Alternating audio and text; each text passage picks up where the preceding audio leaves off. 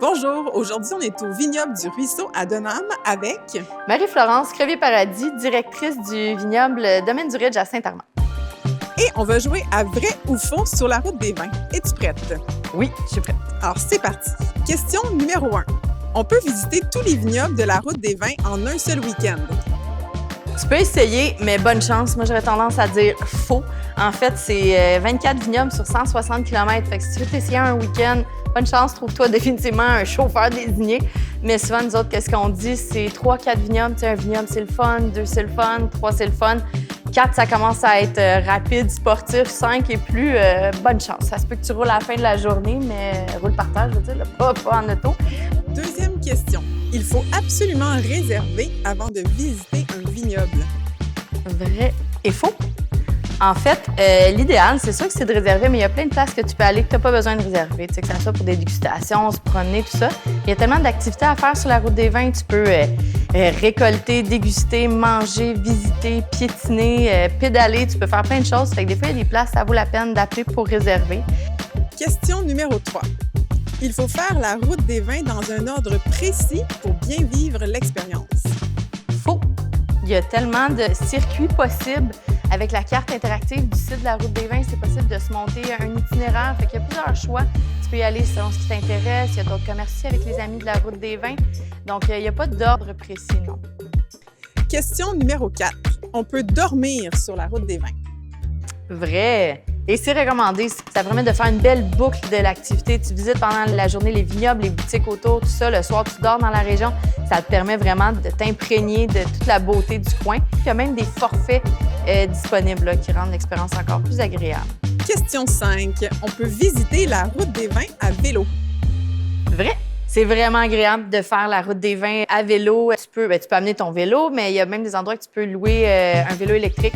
Vivre la route des vins à vélo te donne une autre expérience aussi. C'est plus lent, c'est tranquille, c'est le fun. Ça permet de voir le paysage, mais vivre différemment. Question numéro 6. Il faut s'y connaître en vin pour visiter un vignoble. Faux. En fait, c'est une des meilleures façons de découvrir la route des vins puis les vignobles au Québec. Le no-touriste, c'est super agréable. Je dis souvent qu'il n'y a pas de questions niaiseuses, puis on n'hésite pas à poser des questions. C'est souvent comme ça que ça déboule dans des super belles conversations riches avec les producteurs. Tu peux visiter les lieux, tout ça. Puis c'est une belle façon là, d'apprendre à connaître aussi comment on fait du vin au Québec, nos particularités, tout ça, ce qui nous rend unique. Fait que, définitivement, que tu te connaisses ou non, c'est génial. Question numéro 7. Les vignobles offrent juste des dégustations de vin. Bien, écoute, c'est vrai, tu peux juste déguster si tu veux. Ce que je trouve de magnifique, c'est que chaque vignoble a quelque chose de spécial. Que ça soit la vue, tous les produits sont délicieux, mais en bonus de ça, que ça soit les activités, la vue, les personnes avec qui tu parles, chaque vignoble a de quoi de spécial. Aussi, ce que tu peux faire, tu peux bonifier ta visite en visitant les Amis de la route des vins.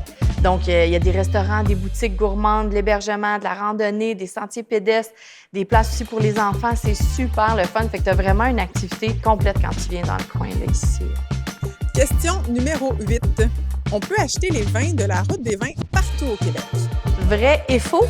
En fait, on peut acheter de plus en plus les produits du Québec partout au Québec, mais en fait, je dirais faux aussi parce que souvent, les producteurs, on garde des vins, en particulier des vins spéciaux, directement à même la boutique. Donc, ça vaut la peine de venir voir, venir visiter parce que c'est vraiment là que tu as la chance de découvrir justement des produits que tu peux avoir nulle part d'autre ailleurs aussi. Dernière question pour toi. Ta journée parfaite sur la route des vins, elle ressemble à quoi?